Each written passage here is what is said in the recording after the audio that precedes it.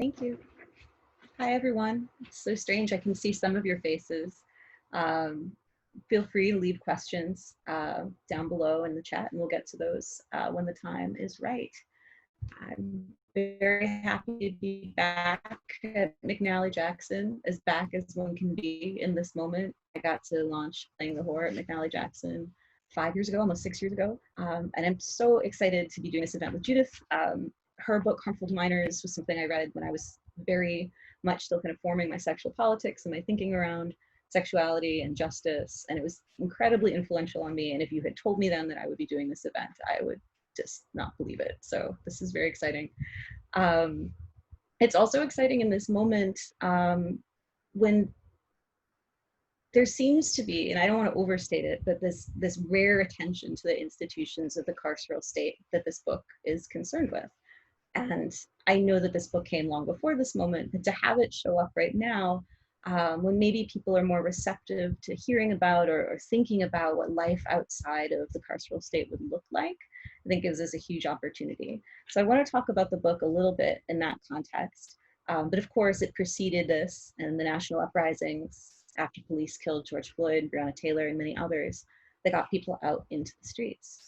So moving a little back before that, Judith, I wonder if you could just start with telling us what made this book so urgent for you. When you say we've been doing this a long time, Erica and I both have for a very long time been feminists, and for us, as for all feminists, the question and the problem of sexual violence is at the top of the, right up there with sexual pleasure, actually. And for both of us, just because we grew up as women, it's affected our lives, walking down the street. At the same time, both of us have for a long time felt the great injustice of the entire carceral system and the surveillance and the policing and all the rest of it. And in particular, the ways that people who are charged and convicted of crimes having to do with sex have been singled out for particularly cruel and draconian punishment. And of course, it's a legacy of the sex panics of the 1980s and 90s, when we thought we'd be protecting children. And in fact, what we've ended up doing is just destroying many lives and not doing anything to protect children or to protect anyone from violence. I think starting with this sort of central tension in the book might be a good place to start unpacking this. It's come up for me a lot, and just the last few months writing about the prospect of defunding the police, for example. It feels like any time an abolitionist project like that is raised, the response is always, well, what about the rapists, right? Or what about rape? Who's going to protect you from rape? And, we talked a little bit about this earlier when we were preparing for this, but it just feels like there's this very flexible sort of purpose the threat of rape plays, right? Like the real world threat of rape, but then also the way that rape is instrumentalized when we're talking about the carceral system, including when women are talking about anti-violence in the carceral system. Rape is brought up as sort of the ultimate boogeyman, the reason that abolition could never happen. Yeah, it's the way that sex is treated always as a completely separate and different category of human life. It's the best thing. It's the thing that is the most important for your well-being, for your relationships, for your sense of yourself. It's also the worst thing that could possibly happen to you if sexual violence is done to you. I mean, even worse than, somebody trying to kill you, or it is considered something which will irreparably and permanently hurt you. You will never be able to recover from it. And so it makes a lot of sense that in the carceral system, the state would feel permission and, in fact, encouragement from the public to treat sex offenders much, much worse than anyone else. Now, this hasn't always been true. You didn't always get, many, many more years for what we might consider a misdemeanor now, like flashing someone in the park. So there has been an escalation, just as there's an escalation of all criminal penalties. So what about rape? What are we going to do about rape? I think there's an illusion, just as there's an illusion about other crimes, that the police protect women from rape, or that police will stop sexual violence from happening. We know that most sexual violence happens between people who know each other, husbands, boyfriends, co-workers. This is not a guy who leaps out from the bushes to get you. Furthermore, there are many, many women, women of color, poor women, sex workers, trans women, who are not believed, who are not protected, in fact, who might go to the police having been assaulted and themselves be arrested or have their children taken from them. And so there are so many people who are not protected by the police. And the last point is that the kind of thing that the state does to people who have done any kind of crime is another form of violence. It does not make anybody a nicer person, a more considerate lover, a more empathetic or compassionate person. In fact, it tends to do the opposite, going to prison, being punished, being hounded your whole life. I think that's a huge key to this, is that, you know, the system as it stands fails us, right? And it fails so many people. And as you point out, like, it's, you know, what it is doing when it's failing people in terms of protecting them from violence is it's enabling violence, and in itself is a violent system. And I think, you know, narrowing in on people who are labeled as sex offenders or convicted of sex offenses or registered people, you use different language throughout the book. And so, you know, just to raise that as one thing, like, you know, I'm using that language a little flexibly, but I'm defer to you. You know, how does the system currently, the carceral state currently regard those people? Because it seems like from what I've read from you and I'm bringing to the book, that the idea that somebody who's committed a sex offense could ever, you know, be forgiven or reintegrate with the rest of society is just not permitted. And that is why we see the response that we do from the state. Well, one of the things that has happened over the years is that sexual violence has been medicalized as a disorder in itself, whose major symptom is that you have committed a sex crime. So it's this kind of a circular thing. And it is considered to be an incurable pathology. And so right away, you do this thing. And, you know, we also know that people can commit sex crimes as a crime of convenience. You know, you go and you hold up a 7-Eleven and you might as well get a blowjob from the clerk. You know, so these things happen. There is really no psychological profile of a person who rapes, of a person who does sex offenses, as opposed to anyone else who does any other kind of, especially any other kind of violent offense. And so that's the first part, is that if the person is incurable, then we must forever protect the public from that person.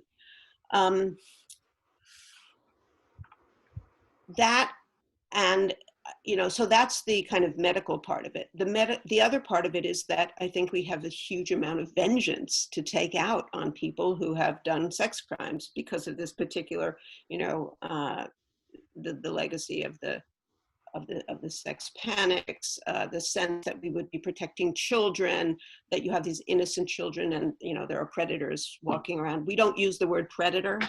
It turns a person into a beast or an animal.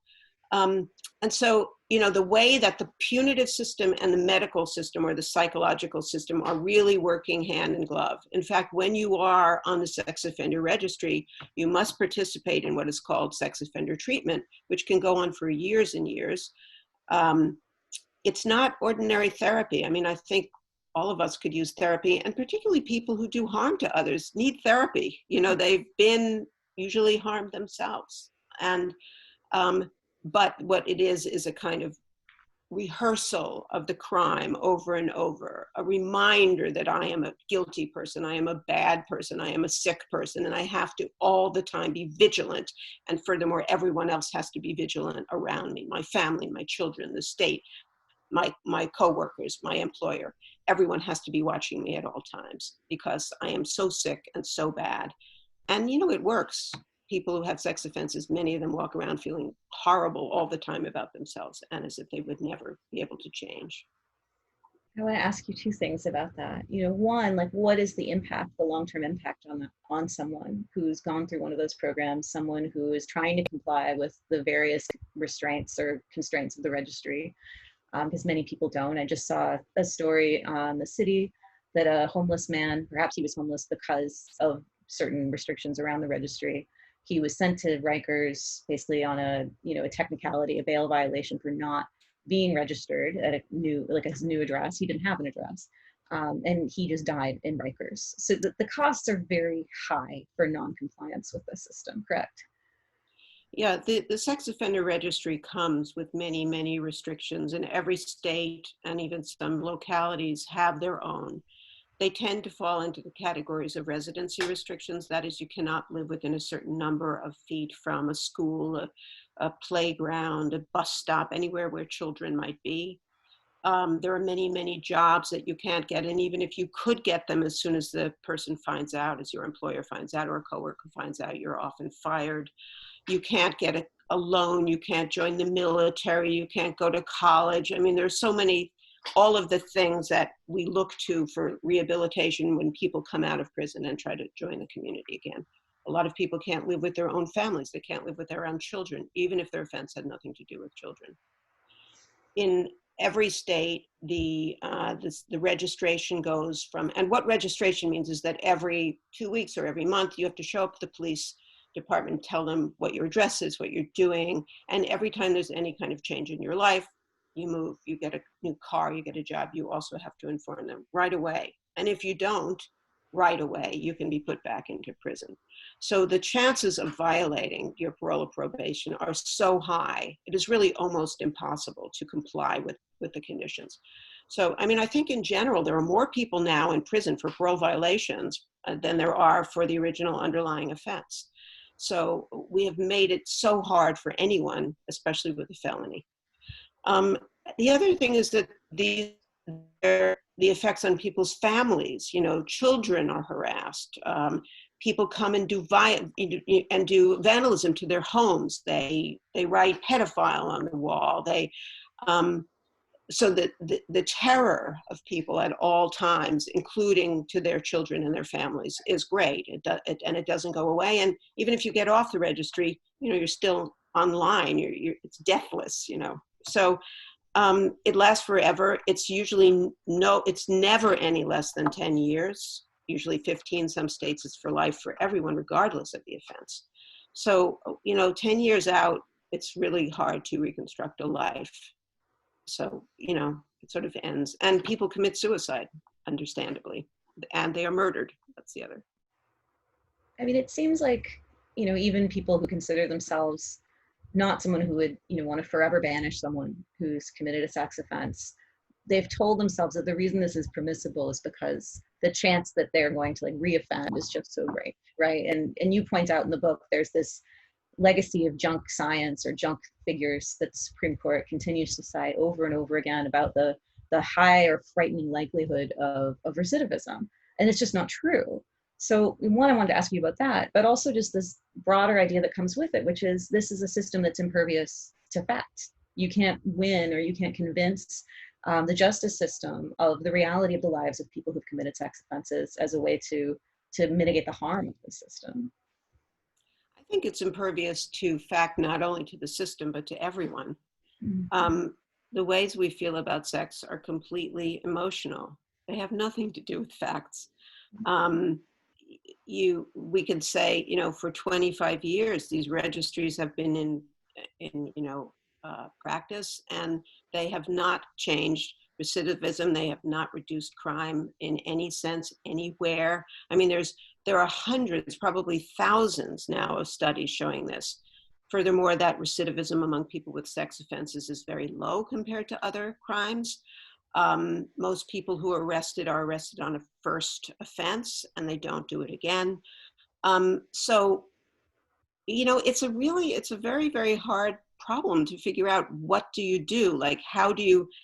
How can you bring any kind of compassion, any kind of reason to this thing? I mean, I think if we look at the death penalty, which is, I think, an equally passionately held feeling that these people did such horrible things, we should kill them. And yet, public opinion around the death penalty has changed. Will this ever happen? Will this ever happen around sex? I don't know. And I do think that there are some feminists who continue to contribute to this notion that A, it's the worst thing that anyone can do, and B, it's the worst thing that could ever happen to you. The idea that we could help you to be resilient, that that your community could embrace you, could make sure that you're okay, that you're safe, and that you can get on with your life. That's really a minority view, I think, when we talk about survival of, from sexual offenses. I think that's a good cue to kind of go back and talk about how we got here, right? And the role of the women's movement in creating this system, this incredibly punitive system around rape and other sex offenses or forms of harm involving sex. I wonder if you can kind of take us back to maybe the 70s as where to start. Well, for the second wave of the women's movement, rape was a huge issue. Furthermore, the state did not take rape seriously. There was a man could rape his wife. There was no spousal rape. A woman's sexual life, and it could be brought up in court. There are just many of the things that we think of now. There was no victim services. Women were commonly not believed when they came in and reported rape. And so feminists, and furthermore, all women walked around with the threat of rape, and furthermore, you get grabbed all the time in the subway. I mean, I don't think that young women know how much better it is because of feminism, that there are inhibitions that men feel that they didn't feel. Now, there's a lot of men who don't feel any inhibitions whatsoever, but still, in general, there is a greater sense that women's bodies are their own than there were, 50 years ago. Yeah. So we began with a really grassroots movement that started with consciousness raising, where women said, I was raped, and another woman says, I was raped too. It was like the Me Too movement. And so there were different kinds of activism. There was the activism of sort of liberal feminists who were trying to teach judges and police and prosecutors about women's experiences in the system, and also to change the laws. And so we do have now this kind of, baseline of law that takes rape seriously. But eventually what happened, and we also had a network of women-run battered women's shelters and shelters for rape crisis centers, which were really grassroots organizations. They had great ideals. The DC Rape Crisis Center, which was one of the first ones, had as its mission to end rape to end sexual violence in our time. And so we really believed that we could do this. We could change the culture. But as these organizations started to be more professionalized and they started to get more money from the state, they had to do more what the state wanted them to do.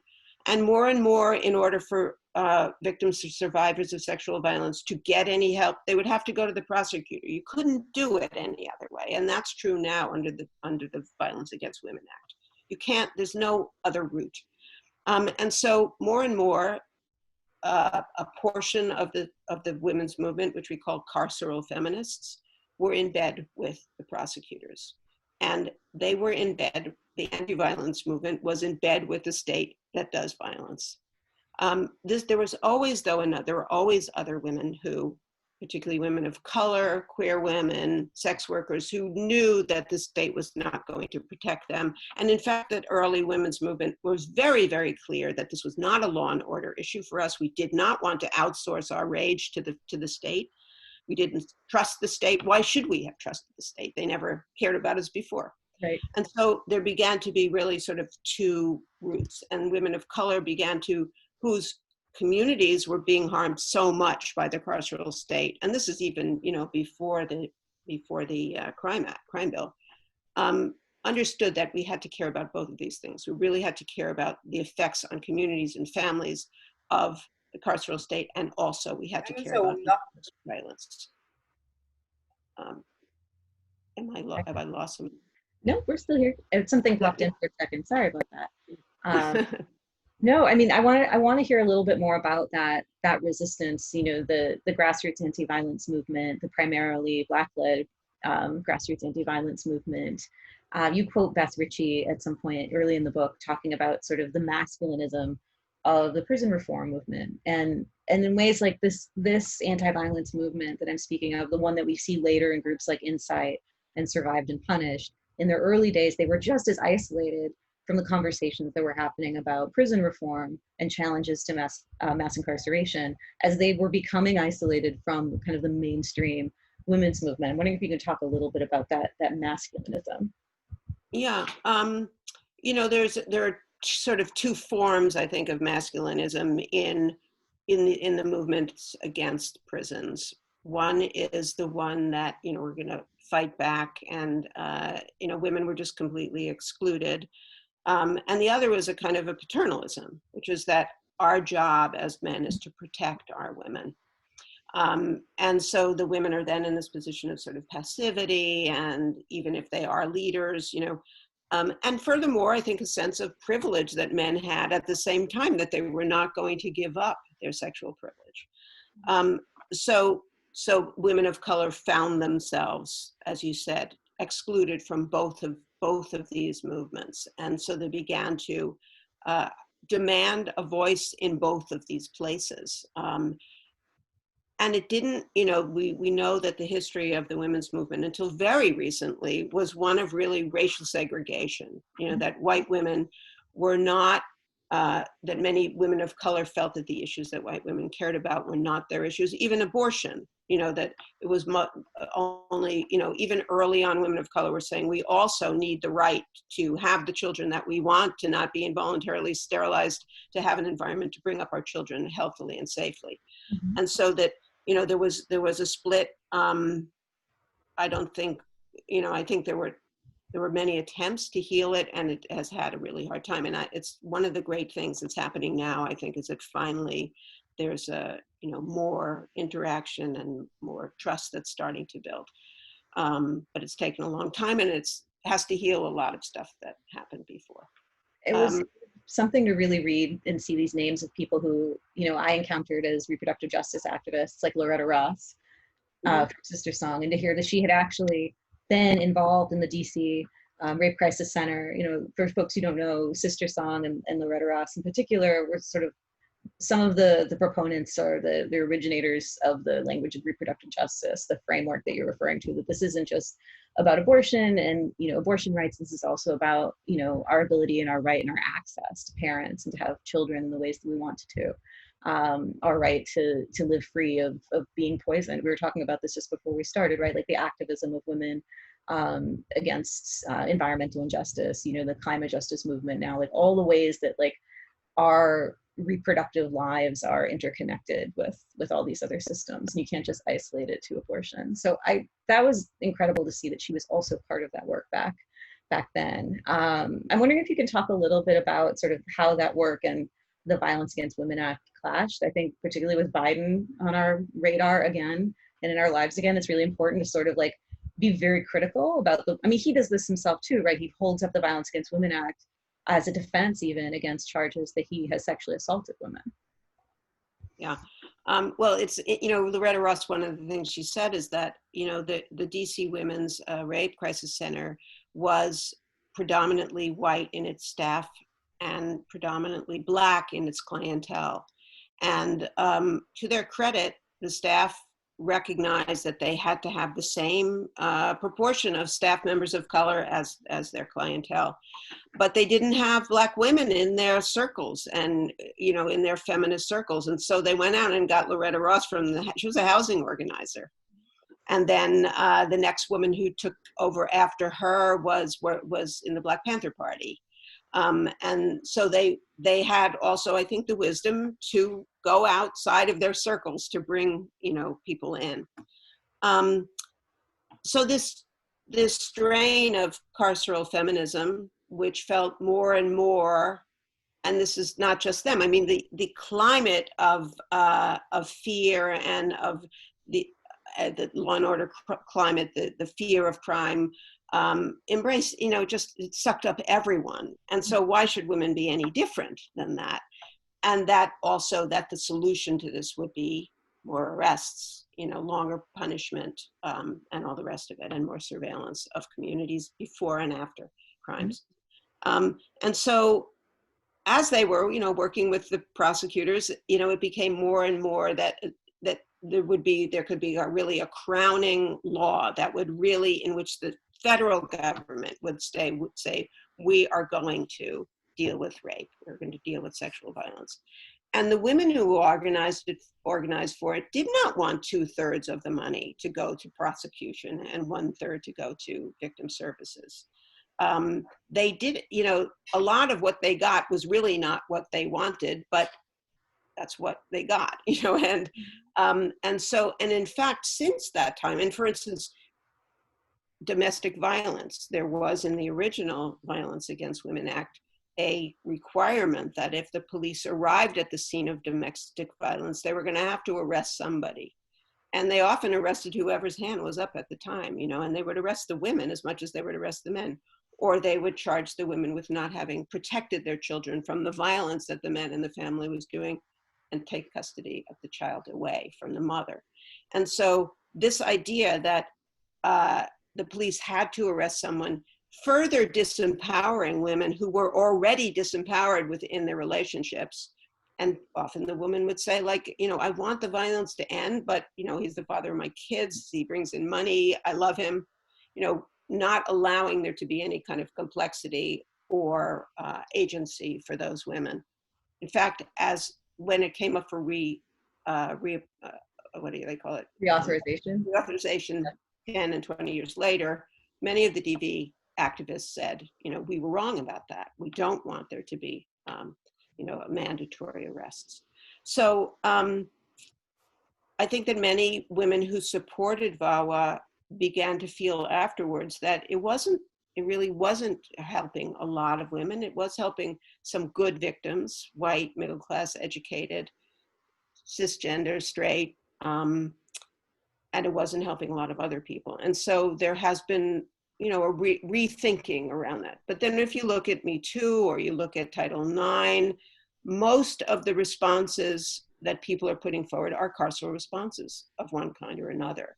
And so the inability to imagine, it's in a certain way, I think it's kind of a pessimism. It's a resignation to the fact that we will always have sexual violence and the only thing we can do is punish. It's kind of a giving up, I think, on really changing the culture.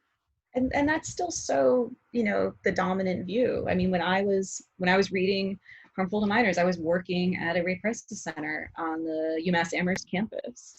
And it was very much, this was in the late 90s, and it was still very much a product of sort of the very white 70s second wave, like all of the cliches of that, even though it was, that is not what the second wave was in its entirety. Like, this was the place that gave me the idea that, this was about white women primarily, mostly straight, but then also there was sort of this lesbian separatism happening within the rape crisis center. Men were not allowed to be volunteers. We were told if male voices were heard on the hotline, that would alienate people. And we were also told, I went through the training there. We were also told that if, someone called in and said that they were sexually harassed at work, they were a stripper, that, our goal was to get them out of that work. So it was an openly anti-sex work project, and also had no space for trans people at all. So that was the late 90s. I feel like that's starting to be undone bit by bit. But that is still, particularly with legislators, that's who they think of when they think of an anti-violence activist. They're thinking of somebody in that I'm so appreciative of VAWA mode. And one of the things that, kind of taking it in a slightly different direction, talking about kind of women's activism around this, sort of counter to that group then are folks like Women Against the Registry, women who are doing, organizing against the way that people who are registered sex offenders are treated by the system. And that part of that comes from this like reaction to or hostility to the dominant feminist way of looking at this. And they don't really have access to sort of any alternative view either, that, whether that's like a more expansive anti-carceral feminist view or even just, the prison abolitionist view, that they're just really in their own silo because that work is just so stigmatized. Yeah, there is this movement that Melissa's talking about of people who are on the registry and their families, and it's really a women's movement. I mean, there are men in the leadership, but most of the people who do the work, big surprise, are women. But also a lot of the people in the leadership are women, and they are almost entirely the wives, sisters, and wives and partners of men who are on the registry. A few of them are women who are on the registry themselves. They see feminists as the reason that we have the registry, which I want to say here, it's not our fault. I mean, feminists certainly had a contribution to this, but if only feminists were that powerful, So we didn't cause it to happen, but we've had a hand in it. And so they really hate feminists. And it's been actually very gratifying to be on, Zoom things with groups with the anti-registry people, and saying we're for abolition of the whole system, and talking to them about feminism, and they, they're okay with it, So this is a women's movement in the long history of women's movements, women's peace movements, women's environmentalist movements. We were just talking before this thing that there's this, we just read today and yesterday about the wall of moms in Portland, Oregon, who are resisting the incoming federal troops. And they're just, I don't know who they are, whose moms are they? But they're using motherhood as this, sort of impermeable moral righteousness. The mother and women, in fact, when Women Against the Registry show up with their banner, Women Against the Registry, people are kind of shocked by that. It's a great optic, to be a woman, because women are the victims for the most part of sexual violence. So that's a kind of anti-feminist women's movement. And also it's mostly white. It's very strong in the South. It's become stronger in the North, but it has a lot of connections with evangelical Christianity, which incidentally are among the only people that if you come out of prison with a sex offense, you can go to, because they believe in redemption, just like restorative justice people do. And so it's very separate from, for instance, anti-carceral women's movements of color.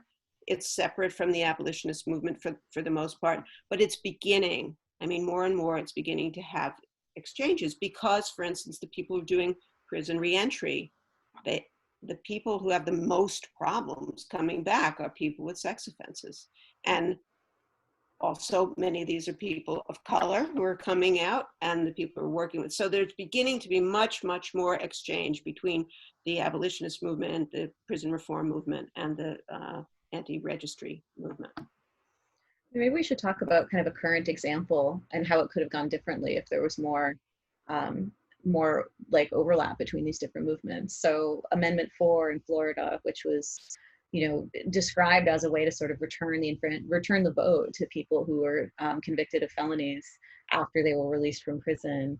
What I didn't know until I read your book, and I was covering criminal justice at the time that Amendment 4 was on the ballot. I was working in a news organization that was very deeply following these issues, but I was not aware of who was excluded from Amendment 4, and of course that included people who were convicted of sex offenses. So I'm wondering if you could talk a little bit about that, and that the way that people convicted of sex offenses are left out of even the kind of criminal justice reform conversation that's happening. Yeah, so I think it's now 3 years ago, the culmination of a long campaign in Florida of anti-prison people, civil libertarians. Florida had 60,000 people with felonies who had been disenfranchised, automatically disenfranchised. And you really could not get your right to vote back except through, a very involved and almost impossible process. And so this movement, the ACLU was in the head of it, had a ballot referendum. And they did thousands and thousands of door knocks and phone calls. Many, I mean, television, it was a big, huge campaign. ACLU gave millions of dollars to it. And they got, when the referendum came through, 2/3 of voters voted for re-enfranchisement of people with felonies. So it's hugely successful campaign. But right from the get-go, they, as usual, threw under the bus two kinds of people with felonies: people with sex felonies and people with homicides. They did focus groups and must have asked people, you know, how do you feel about sex offenders? I mean, I actually feel that had they never mentioned it, there would be, you know, people would not be signing yes or no on their ballot and thinking, well, are we giving voting rights to sex offenders? Right. I mean, you know, what does one thing have to do with the other? And, you know, we would be giving voting rights to people who have some very, very serious crimes, very violent crimes. So this was the way that, you know, in the negotiation for a broader buy-in, the way they negotiated. The First Steps Act, the Federal First Steps Act, which was this bipartisan criminal justice system reform bill, also excluded right from the beginning people with sex offenses. I mean, this is always true in politics. You have to trade something, but that's always the first chip to go, you know, is people with sex offenses. They either concede it right away or it didn't even occur to them to include it in the first place. Yeah. I want to, in the time that we have left, when we have a decent amount of time, but I feel like this is going to be a long part of our conversation, so I want to give it some time to talk about restorative justice. You know, ways to get us outside of this punitive frame, ways to make us less reliant or even dismantle the carceral state. And you know, we talked a little bit about some of the restorative justice work that you were doing, not in any detail, not in any way that sort of you know, would compromise anybody's privacy, but just sort of the general ethos of it, that, you know, this is, yes, it's a way to you know, work outside of this punitive system, but also it is a system designed for accountability, not just in like a soft, squishy way, but in a very material way, in a very practical way. I wonder if you could talk about how that works. Yeah, as you're saying, when I first heard about restorative justice, restorative justice is a set of practices that use direct interaction between people who are harmed and the people who have done harm to them, and also their circles. It could be their family and also the community, whoever that is, representatives of the community. And the goal is first to really get accountability for harm that has been done. Our criminal legal system doesn't do that all that well, or it does it in a very attenuated way. A person goes to prison, you never get to talk to that person. Mm-hmm. The person who's harmed also gets to speak directly to the person who has harmed her and to say, this is what you did to me, this is the effect it's had, this is the effect it's had on my children, this is the effect it's had on my husband, my mother. And to ask, I mean, often people say, like, a violent crime happens to them, the first thing they want to know is, why did you do this to me? So they get to talk about how the harm has affected them. And then they also have a way to talk about what they want, what they need. It's not so much what they want, they don't always get what they want, but what they need to repair the harm. And that is could be a very long negotiation. The community members, the other people in the circle, these are done in circles. I mean, these are practices that come from indigenous Native Americans, Maori. There are practices in African indigenous communities of this. The Truth and Reconciliation Commissions are a form of restorative justice. And so the people get to work out how could this harm be could be repaired. It might have to do with reparations. It might have to do with community service. It might have to do with, you know, apology, although apologies are cheap. And then once these things are done, once they're completed to the satisfaction of everyone in the circle, then that person is re-embraced into the community. They are not banished forever. The principle is it's the same as many religions, which is that people are not the worst thing that they've ever done. Everyone can be redeemed. Everyone can change. Not everybody does, but at least you try that. And not every person who's been a survivor of crime would want to do this process, right, but it is there. In Vermont, it's incorporated into the criminal legal system. That has some downsides, which is that, you know, either you go to jail or you do RJ, you know, it's not exactly voluntary. And then there's also another form called transformative justice, which is completely within the community. It will have nothing to do with the systems, the institutions of power.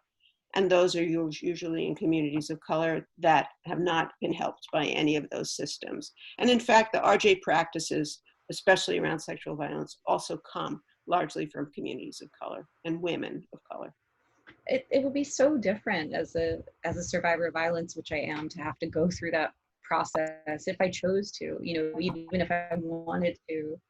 The level of sort of self-reflection that it requires also, like, I feel like that's part of what's going on with the carceral system. It's like, I just don't want to deal with this. I'm just going to outsource this and like hope that some mostly man is just going to take care of this for me, and you know, I'll never have to think about it again, which of course doesn't happen either. Like, none of these are really great options, you know, either to go it totally alone or to outsource it to the system. And so the kind of community engagement that it requires of you and self-reflection to be a part of this process, am I characterizing that accurately? I haven't been through it, so I'm just. Yeah, I mean, I think it is very hard, and a lot of survivors don't want to do it, and often the other person doesn't come to it. There's another thing called a victim, VOD, a victim offender dialogue, which is initiated only by the victim. So there are different forms of this, and it is very hard to do it, and a lot of people do not want to face that person. But, you know, accountability, our system, you know, your job as a defendant, a criminal defendant, is to say you didn't do it, even if you did do it. And your attorney's job is to say you didn't do it, or you did it, but not that much, and it wasn't really your fault, and you didn't do as bad as you know, so, and, you know, you talk to people in prison, and they hold on to that, even if they know they did do it. So just to really, really face, I did it, and here's the person I did it to. The victim, the survivor, often feels in the beginning, the prosecutor is my lawyer. But it turns out that the state doesn't really want to hear from her. She doesn't get to call him up or her up. So it's not like on Law and Order, where they're really nice to you and they help you. So she also doesn't ever get to like have any purchase on the process. So yes, it is. I mean, I think it would be very, very hard to do it. And you even hear people say, yeah, I'm all for restorative justice, except for my rapist. You know, so, and sometimes people come to it very late, like there are really moving examples of people who've had a child murdered. And after many years of walking around with the hatred and the anger and the pain and the vengeance feelings, they want to unload that. And they don't want to keep living with that. And so they begin to perhaps visit the guy in prison, begin to talk to him. And that's also a very, very long and difficult process. And it takes a lot of support. And, you know, and people do forgive, you know, especially if the person who did it shows that he really is remorseful. You know, murders often happen in the spur of the moment. The person's 17 and he does it. The family of the victim get to find out what his life was like. And so, you know, when you hear people talk about that, it's a great, I mean, I think it's an amazingly strong thing to do. You know, I really admire those people. Yeah. I think I want to kind of think about it in the context too of like the kinds of systemic changes that you also propose in the book, you and Erica propose, which I'm wondering, you know, maybe this is naive. I've remained an optimist through this entire presidential administration and my whole life, that like these changes are possible. I might not see them in my lifetime, but I'm going to hold to them that they could be possible. And it feels like in this moment, the futility of the criminal legal system to deliver justice for people when police kill people in their community, right? The obviousness that the system cannot police itself. I'm hoping that that creates this sort of opening to rethink things that have been harder to rethink even than that maybe, which is this difficult relationship between the anti-violence work and the criminal justice system. So I'm wondering if you share that in any way, but also sort of all of the recommendations and very practical visions in the book that you have, what might feel more possible now? Well, you know, defunding the police is a very, very old idea. And there have been people specifically working on defunding the police for decades, really. But the idea that if we spent more money on, we made sure that people had a decent wage and they had good housing and the schools were good and there were parks to play in, and people who are satisfied with their lives, who have their needs met, generally are not violent people. People are desperate. They grow up in violent environments, whatever it is. Parents who are stressed are more likely to whack their kids. And so all of those things, it makes perfect sense that if people really lived in communities where they were well taken care of and they believed that they could trust other people, we would not have so much violence. And also, if we didn't have so many goddamn guns, that would be another thing. So we propose that one of the main sort of utopian things is that we would have a community that really took care of people, that taxed the rich like crazy, that we had socialism, that human needs came first, and that would get rid of a lot of violence, we believe. Another thing is sexual pleasure, is real sex education, is a different attitude towards sex, is an understanding that, that how to negotiate sex, how to talk about it, how to get what you want, how to help somebody else, how to communicate, all of those kinds of things. Because we're so, you talk to people who've done sex crimes, especially people who abused children, they're so ignorant, number one, and they're infantile and so needy and so, delusional, and many times they come from very religious homes. That's another thing where sex is verboten. Another thing I see, my friend Sharon Lamb she's one of the only faces I can see. But Sharon is a psychologist who has done many great books about and practice around morality. And her feeling is that if we had an ethic, a sexual ethic, that had to do with mutuality. It's not about one person consenting, one person saying yes or no, but that we are in this together. And that can be a casual encounter, that can be a long relationship, but mutuality in general in the world is that we take care of each other, we care about ourselves, respect other people. And this is something that children are interested in. They care about fairness. And so this is, a moral education is another part of it. We feel absolutely strongly that the sex offender registry must be abolished. And also there's another part of this which is called civil commitment. And that is after a person finishes his or her prison sentence, they can be put into a civil psychiatric facility to be treated for their sexually violent predatorness. And they can be kept there forever. And for the most part, people are kept there until they die. Again, they're incurable, but they're going to be treated there, but they can never go back to the community. So and it's for crimes, not that they did, but crimes that they might commit in the future. Preventive detention, the Magna Carta outlawed it. And so these two things, and the entire architecture of surveillance of people, long prison sentences, must be abolished altogether. Not just for the worst of the worst, not for those people, but not these people, altogether. So, no. So do I have any hope that's going to happen? No. Yeah. I mean, the idea of abolishing the registry. I mean, we have, some of the people whose family members, I'm thinking of Jacob Wetterling and his mother, who were sort of invoked or lobbied for the creation of the registry, have also since changed their minds, right? And so I think that's a very powerful counter narrative to no one can ever change. People are just, including the people who once supported these things. Yeah, right.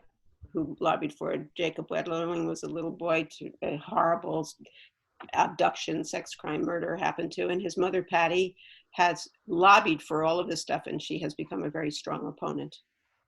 There might be some questions. Yeah, absolutely. They're starting to draw my attention. And if people want to also know more about Jacob Wetterling and sort of that whole conversation around the sex offender registry that came up around that case, the podcast In the Dark, which most people might know through their Curtis Flowers reporting, their first season was all about the Wetterling case. It was really well done. And you can hear from Jacob's mom in that as well. Just a couple of comments. People have been talking about civil commitment in the chat. Sharon says, this is something that can happen without therapy too, keeping just someone in jail, whether or not their prison offers therapy. So sometimes it's not even, there is no therapeutic ruse to it. And then Joanne, hi Joanne, interjects also that there's, there's some like disagreement around that in terms of the Supreme Court, and if that's even like, the ruse of treatment like has to be offered, I guess, for it to be considered at all constitutional. It can't just be like punishing someone a second time for the same crime, essentially.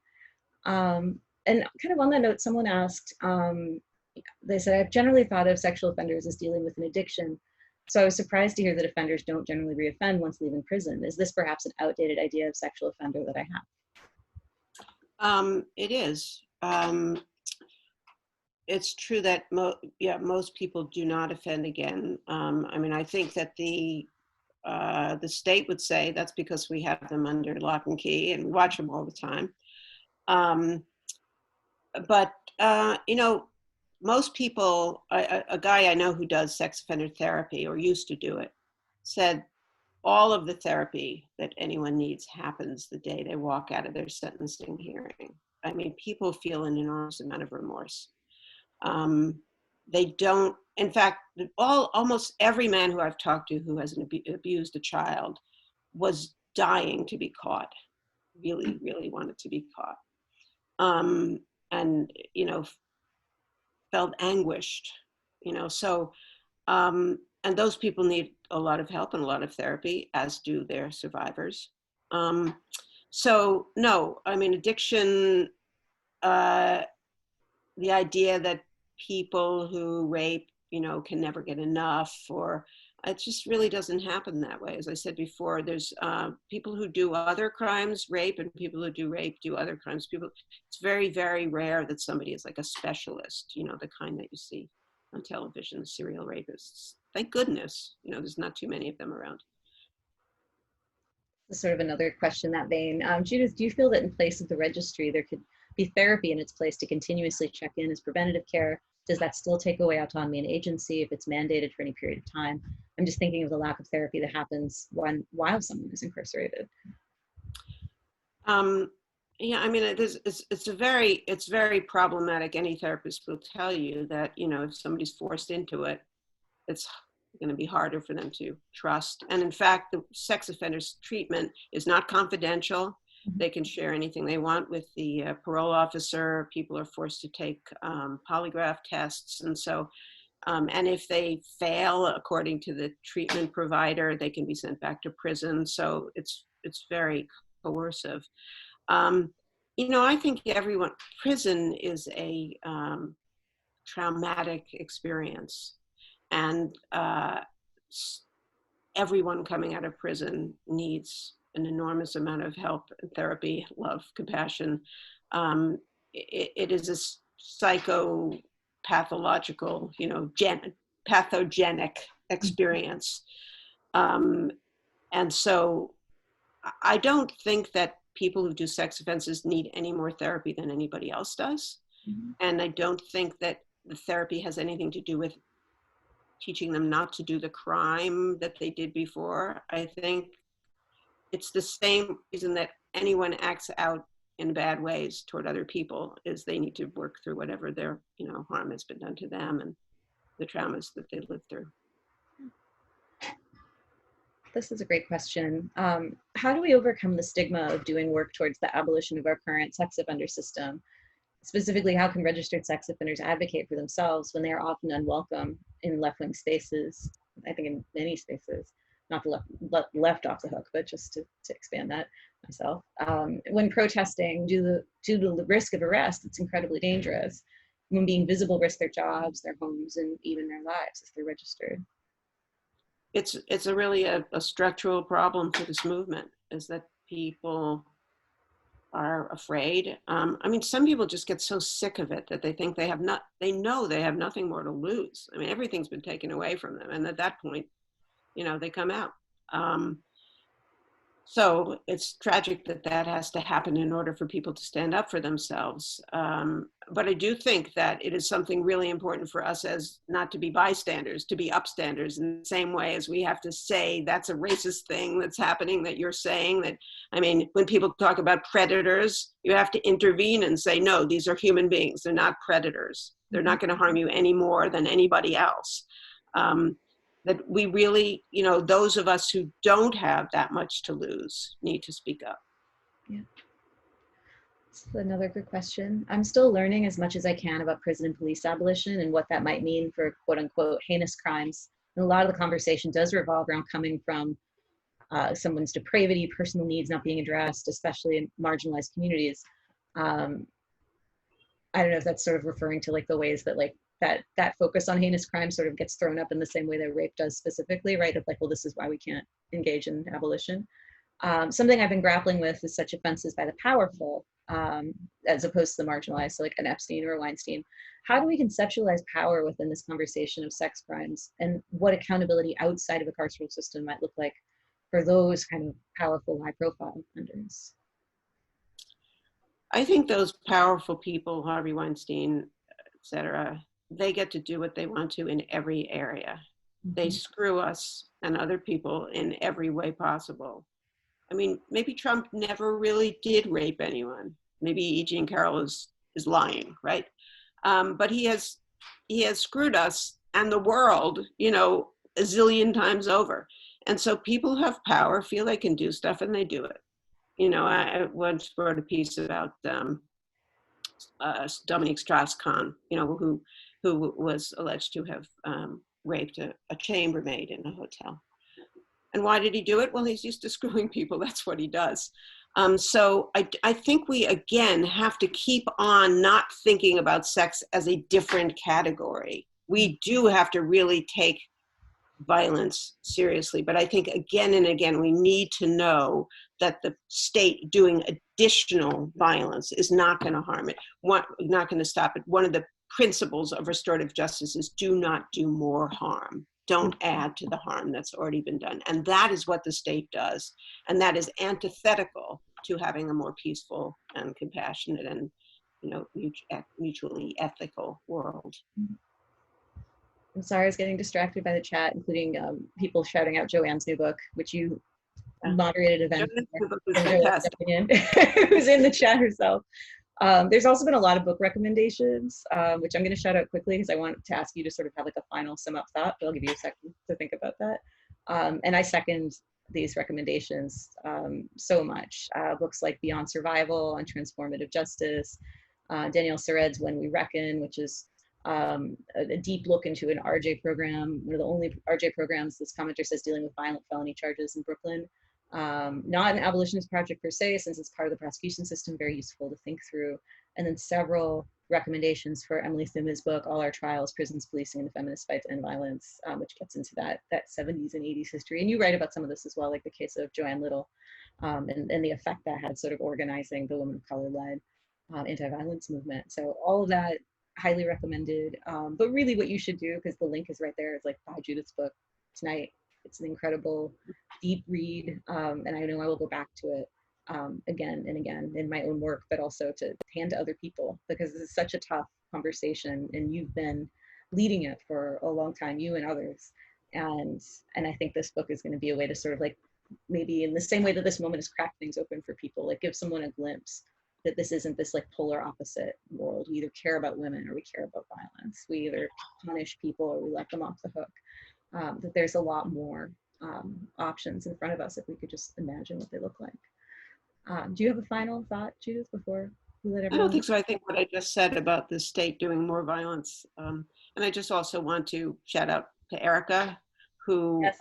is a great collaborator and an amazing activist, has been in the trenches of the anti-prison movement for decades, as a queer woman, as a, you know, as an educator and as an organizer.